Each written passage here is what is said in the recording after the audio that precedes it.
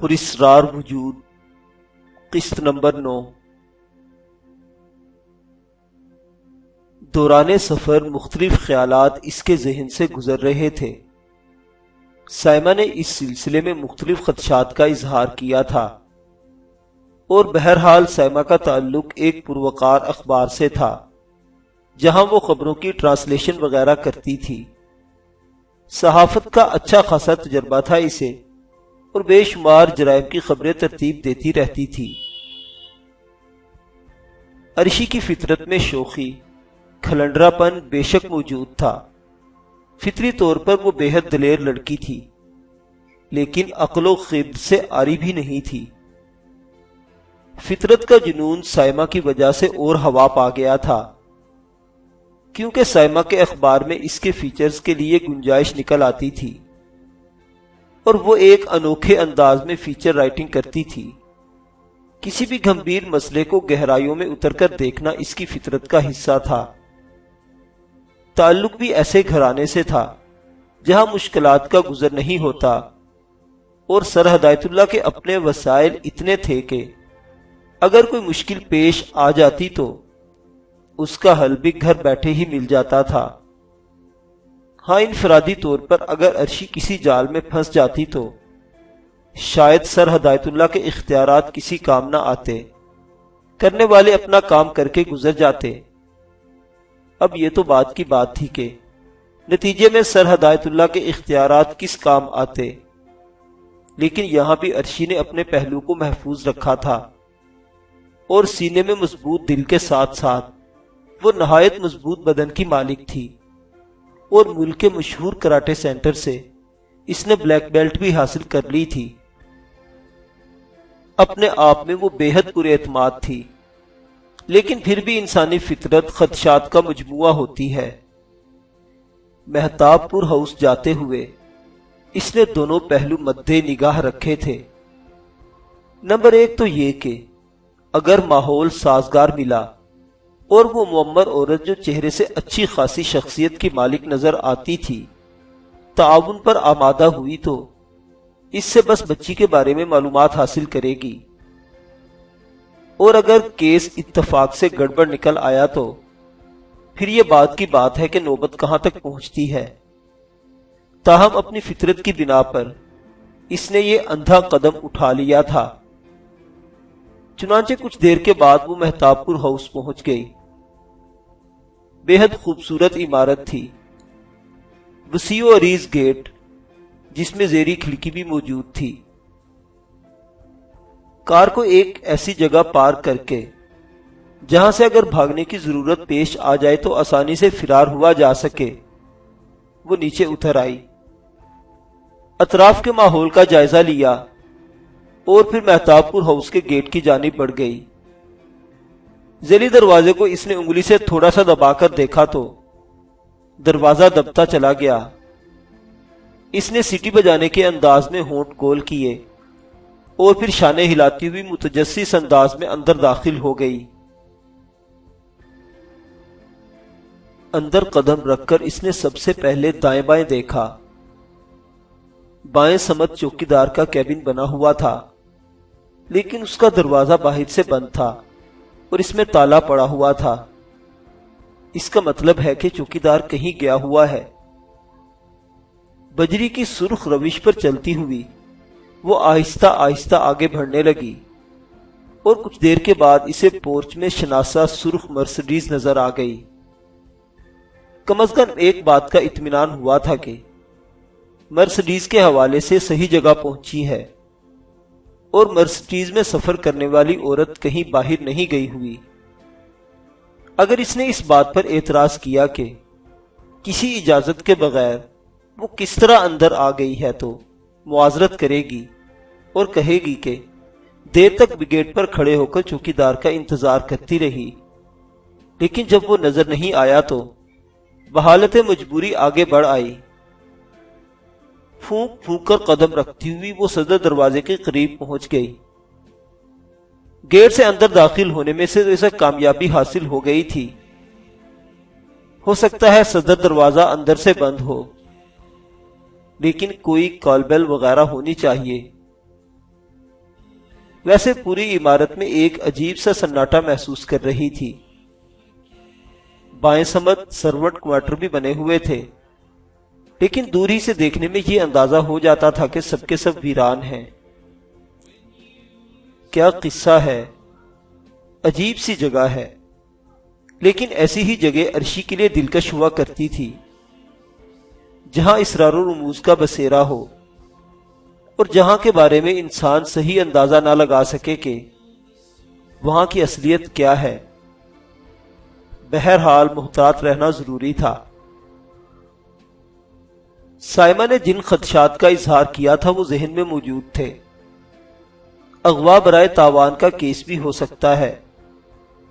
ایسی حالت میں ایک اجنبی شخصیت کو وہ لوگ کیسے برداشت کریں گے؟ لیکن اب اوکھلی میں سر دیا ہے تو موسلوں کا کیا ڈر؟ جو ہوگا دیکھا جائے گا۔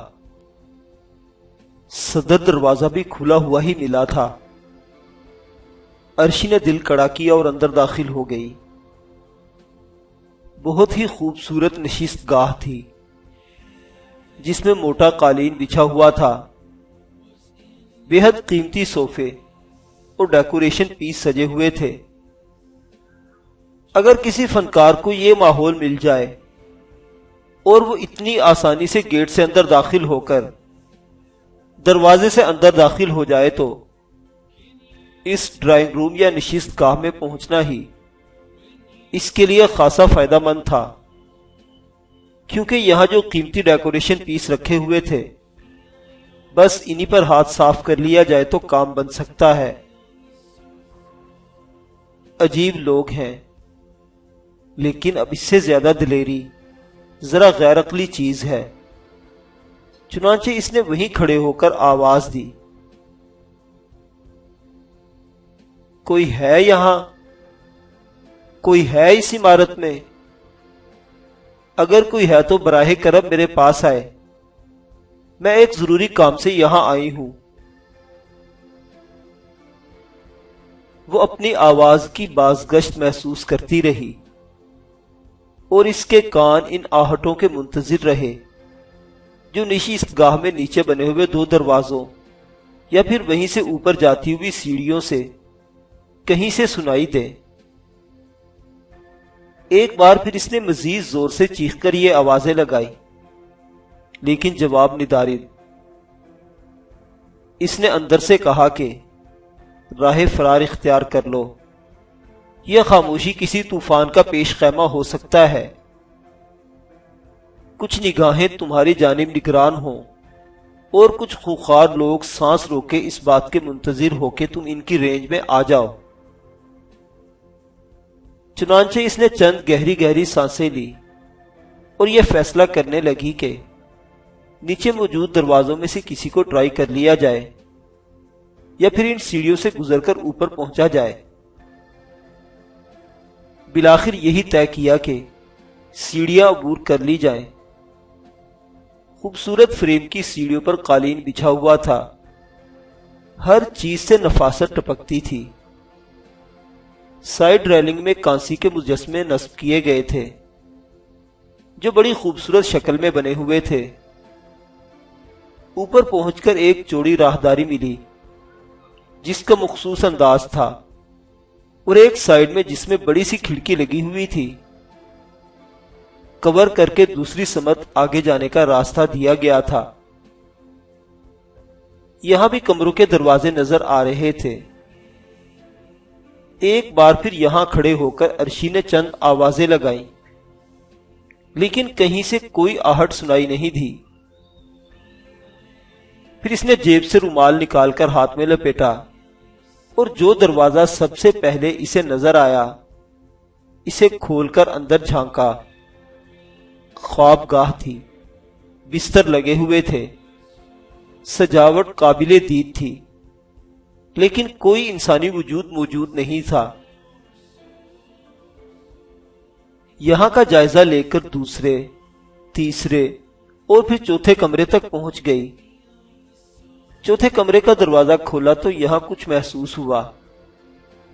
اندر کا ماحول نیم تاریک تھا، لیکن اتنا بھی نہیں کہ نظر نہ آ سکے، اور اس نیم تاریک ماحول میں اس نے جو کچھ دیکھا، اسے دیکھ کر اس کی رگیں کھینچ گئی۔ اس نے ایک انسانی جسم کو موٹے قالین پر پڑے ہوئے دیکھا۔ قالین کا رنگ چونکہ ہلکا تھا، اس لیے اس پر سرخ نشانات نظر آ رہے تھے۔ وہ اس کے ڈیزائن کا حصہ نہیں ہو سکتے تھے، کیونکہ اگر اس پر کوئی سرخ ڈیزائن بنا ہوا ہوتا تو ایک حصے میں نہ ہوتا۔ جو جسم قالین پر پڑا ہوا تھا وہ لباس سے بے نیاز تھا، البتہ ایک چادر کچھ اس طرح سکڑی ہوئی تھی کہ جیسے اسے جسم پر اپنے لپیٹ کر کسی نے دوبارہ کھول دیا ہو۔ ماحول کی شناسا آنکھوں نے اس جسم میں سرخ نشانات بھی دیکھ لیے تھے، جو یقیناً گولی کے نشانات تھے۔ عرشی گھبراہٹ کے انداز میں آگے بڑھی اور تمام خدشات کو نظر انداز کر کے لاش کے قریب پہنچ گئی۔ ایک لمحے میں اس نے شناخت کر لیا، یہ اسی عورت کی لاش تھی جسے اس نے مرسڈیز میں دیکھا تھا اور جس نے ایک عجیب و غریب واقعے کا آغاز کیا تھا۔ عرشی شنسنی خیز نگاہوں سے اس پر غور کرتی رہی۔ اسے وہ بے شمار واقعات اور کہانیاں یاد آ گئی جن میں کسی بے گناہ کو پھنسانے کے لیے لوگ تیار ہوتے ہیں۔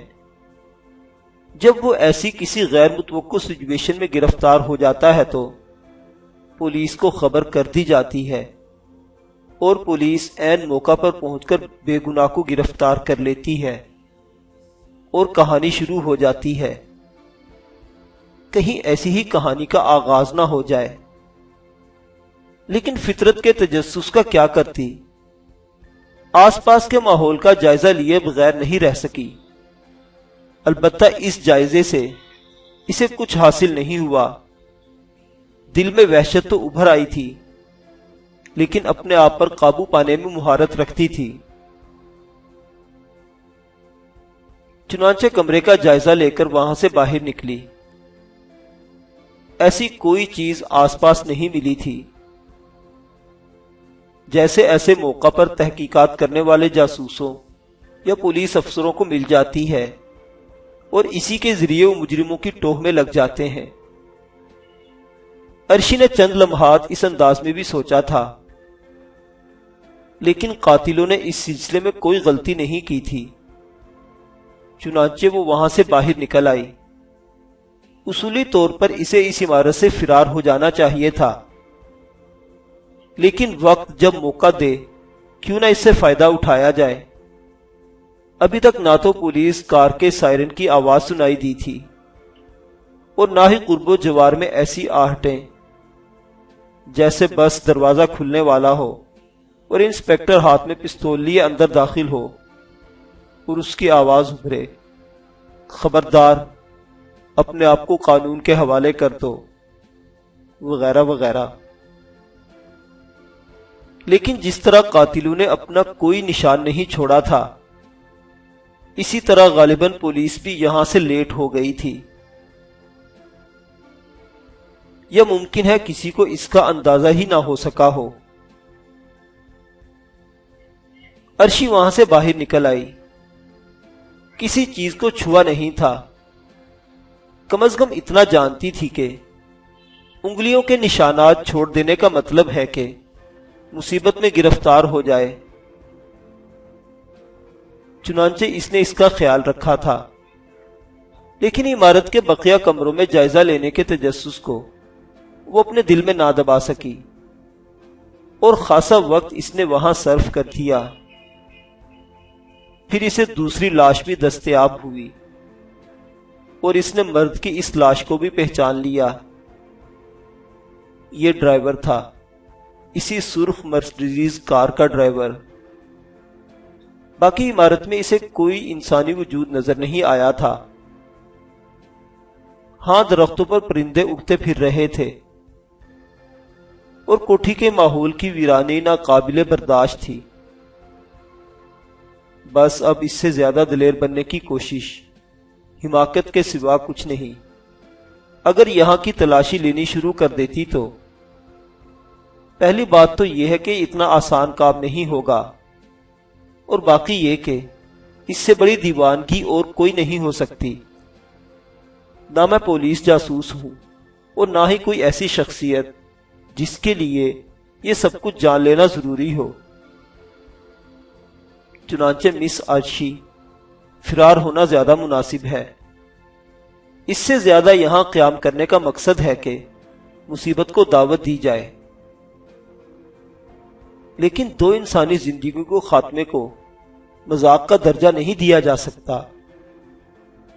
یہ بھی ہو سکتا ہے کہ یہ مذاق سر ہدایت اللہ کے اختیارات سے باہر ہو جائے، اور اس کے بعد اس نے حلق سے سہمی سی آواز نکالی اور دروازے کی جانب دوڑ لگا دی۔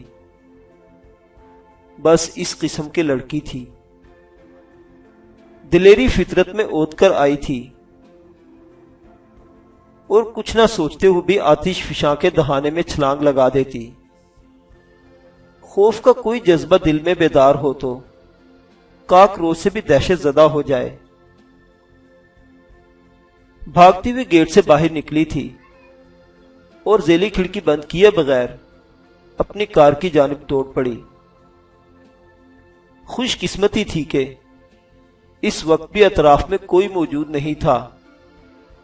علاقہ بھی ایسے ہی ذہنی طور پر نابالغ لوگوں کا تھا، جہاں انسانوں کو انسانوں سے غرض نہیں ہوتی اور کوئی کسی کی جانب نہیں دیکھتا کون کیا کر رہا ہے۔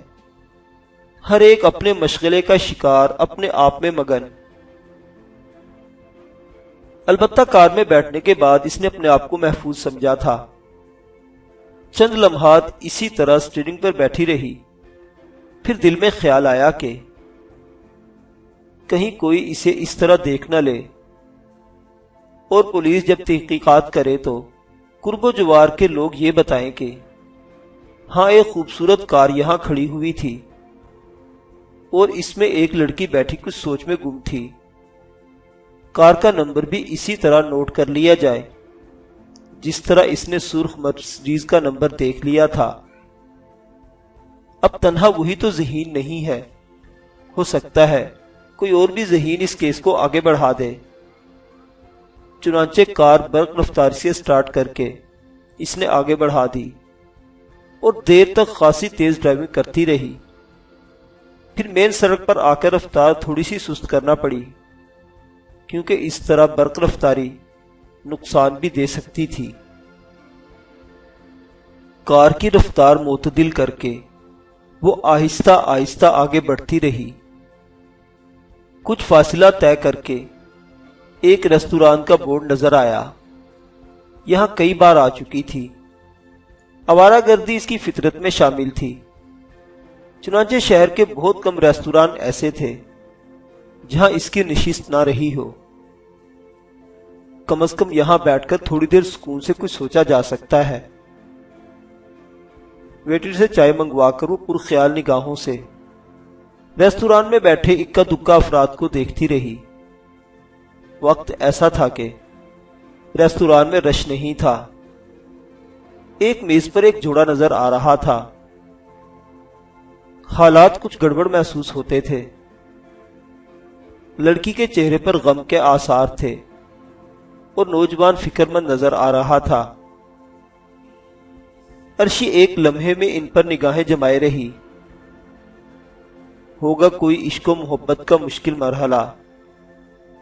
نوجوان یقیناً کسی دفتر میں کام کرتا ہوگا۔ لڑکی یا تو کالج سٹوڈنٹ ہے یا پھر موقع نکال کر کسی طرح یہاں پہنچ گئی ہے۔ عرشی نے اپنا ذہن اس طرف سے ہٹا لیا۔ دوسری میز پر دو کاروباری شخص بیٹھے ہوئے کسی اختلافی مسئلے پر گفتگو کر رہے تھے۔ اس نے اپنے دماغ کو یکسو کیا۔ چائے آئی، اسے بنا کر اس کے کئی گرم گرم گھونٹ لیے اور پھر سوچنے لگی کہ اب کیا کرنا چاہیے۔ ذہن میں وہی پس منظر تھا۔ معمر عورت جو کوئی بھی تھی، چہرے سے بری نظر نہیں آتی تھی۔ ایک عجیب سا تجسس، ایک عجیب سی گھمبر اس کے چہرے پر چھائی ہوئی تھی۔ اس وقت تو عرشی نے غور نہیں کیا تھا، لیکن اب وہ مکمل طور پر اندازے لگا رہی تھی۔ اگر اتنا غور پہلے کر لیتی تو کم از کم سائمہ سے یہ کہہ سکتی تھی کہ یہ کیس اغوا برائے تاوان نہیں ہو سکتا، کیونکہ جس عورت نے یہ ذمہ داری اس کے سپرد کی ہے وہ نرم خد و خال کی مالک تھی، اور چہرے سے اس قدر شاطر نظر نہیں آتی تھی کہ ایسی کوئی واردات کر ڈالتی۔ ڈرائیور بھی اس کے لیے مؤدب تھا، اور اس کا تعلق مہتاب پور ہاؤس سے ظاہر ہو چکا تھا۔ یقیناً کوئی اور ہی گہرا معاملہ ہے۔ بہتر یہ ہے کہ سائمہ سے اس سلسلے میں مشورہ کیا جائے۔ سائمہ ذرا ڈرپوک سی لڑکی تھی اور کسی ایڈونچر میں اس کا ساتھ نہیں دے پاتی تھی، لیکن اس کی ذہانت سے انکار نہیں کیا جا سکتا تھا۔ اچھی خاصی پڑھی لکھی لڑکی تھی، لیکن آفر کے باوجود اس نے پریس رپورٹر بننا پسند نہیں کیا تھا، کیونکہ اس میں واسطہ بعض اوقات خطرناک لوگوں سے پڑ جاتا ہے۔ عرشی کی بہت پرانی دوست تھی، ماں باپ مر چکے تھے، ماموں کے پاس زندگی گزار رہی تھی۔ بعد میں کچھ ایسے حالات پیش آ گئے کہ اسے اپنے پیروں پر کھڑا ہونا پڑا۔ ماموں ممانی اس سے بالکل برگشتہ ہو گئے تھے اور وہ یکو تنہا رہ گئی تھی، لیکن عرشی نے اسے سنبھال لیا۔ ملازمت بھی عرشی کی وساطت سے ملی تھی، اور یہ فلیٹ بھی عرشی ہی کی محبت کا نتیجہ تھا۔ سائمہ کی زندگی کو ایک محور مل گیا، اور اس کا رواں دواں عرشی کا مرہون منت تھا۔ لیکن اس لاؤ والی لڑکی کے ذہن میں کسی گوشی میں دوستی کے سوا اور کوئی تصور نہیں تھا۔ اس بات کو سائمہ بخوبی جانتی تھی، تاہم وہ عرشی کے احسانات کو دل سے مانتی تھی۔ عرشی نے سوچا کہ سائمہ سے مشورہ بے شک کر لیا جائے اس بارے میں، لیکن کسی عملی قدم سے اس سے کوئی توقع نہیں رکھی جا سکتی۔ کوئی ایسا فیصلہ کرنا ضروری ہے جس سے صورتحال میں کچھ تبدیلی رونما ہو۔ اپنی کاوشوں کے درمیان بہت سے ایسے عمل کیے تھے عرشی نے جو حد ضروری تھے، جیسے مختلف علاقوں کے تھانوں کے ٹیلی فون نمبر۔ بس ایسی ہی تھی۔ اس نے اپنے ذہن میں اس علاقے کے تھانے کا ٹیلی فون نمبر تلاش کیا، اور وہ نمبر اسے یاد آ گیا۔ ابتدائی طور پر یہ ضروری تھا کہ وہ تھانہ انچارج کو اس واردات سے آگاہ کرے۔ لاشیں پولیس کی تحویل میں پہنچ جائے تو اس کے بعد اخبارات بھی معاون ہو سکتے ہیں، کیونکہ یقیناً اس واردات کی تفصیل اخبارات میں چھپے گی اور نئے واقعات سامنے آئیں گے۔ اس فیصلے سے مطمئن ہو کر وہ چائے کے آخری گھونٹ لے کر اٹھ گئی۔ حالانکہ ہوٹل کے کاؤنٹر پر ٹیلی فون موجود تھا اور اسے استعمال بھی کیا جا سکتا تھا، لیکن عرشی کسی حماقت کا ثبوت نہیں دینا چاہتی تھی۔ مختلف سڑکوں پر ٹیلی فون لگے ہوئے تھے اور اس کے بعد ٹیلی کارڈ موجود تھا۔ اکثر ضروریات کے لیے یہ کارڈ وہ اپنے ساتھ رکھتی تھی۔ ریستوران سے باہر نکلنے کے بعد اس نے ادھر ادھر نگاہیں دوڑائی اور تھوڑے ہی فاصلے پر اسے ٹیلی کام نظر آ گیا۔ کار وہیں چھوڑ کر وہ ٹیلی کام کی جانب بڑھی، اور کچھ دیر کے بعد ہی اس کا رابطہ علاقے کے تھانے سے ہو گیا۔ میں تھانہ انچارج سے بات کرنا چاہتی ہوں، فدوی بول رہا ہے۔ دوسری طرف سے آواز آئی۔ میں نے عرض کیا تھا مجھے انچارج صاحب سے بات کرا دیں۔ جناب فدوی صاحب، وہ کسی قدر پرمزاح لہجے میں بولی اور دوسری طرف سے کھنگارنے کی ہلکی سی آواز سنائی دی۔ پھر اس نے کہا، غالباً آپ کا تعلق میاں والی سے ہے۔ خیر کوئی حرج نہیں ہے، میں تھانہ انچارج ہی بول رہا ہوں۔ اچھا فدوی آپ کا نام ہے؟ وہ تھانہ انچارج کے طنز کو بخوبی سمجھ گئی تھی۔ فرمائیے میڈم، رات میں تو اکثر لوگ ٹیلی فون مذاق کر لیا کرتے ہیں، آپ کو دن کے وقت بھی فرصت ہے؟ تھانہ انچارج بھی غالباً کوئی شگفتہ مزاج آدمی معلوم ہوتا تھا۔ جی ہاں، مجھے تو فرصت ہے، لیکن آپ کو مصروف کرنا چاہتی ہوں۔ کوئی تازہ غزل ہو گئی ہے؟ ارشاد فرمائیے۔ مہتاب پور ہاؤس آپ ہی کے علاقے میں ہے، اور اس وقت مہتاب پور ہاؤس میں 2 لاشیں موجود ہیں، ایک کسی خاتون کی اور ایک مرد کی۔ عجیب غزل ہے، لیکن صرف غزل ہے یا حقیقت بھی؟ دوسری طرف سے کہا گیا۔ مصرع اولا میں نے سنا دیا ہے، گرا آپ لگا لیجئے، خدا حافظ۔ ارے سنیے تو صحیح میڈم، ارے۔ لیکن اس آخری جملے کے بعد عرشی نے ٹیلی فون بند کر دیا تھا۔ تھانہ انچارج کے الفاظ سے لطف لیتی ہوئی وہ باہر نکل آئی۔ پولیس ڈپارٹمنٹ میں بھی ایسے اچھے فکرے ادا کر لینے والے خوش مزاج لوگ موجود ہیں، تعجب ہے، اس نے دل میں سوچا اور اپنی کار کی جانب بڑھ گئی۔ کار سٹارٹ کر کے وہ اخبار کے دفتر کی جانب چل پڑی۔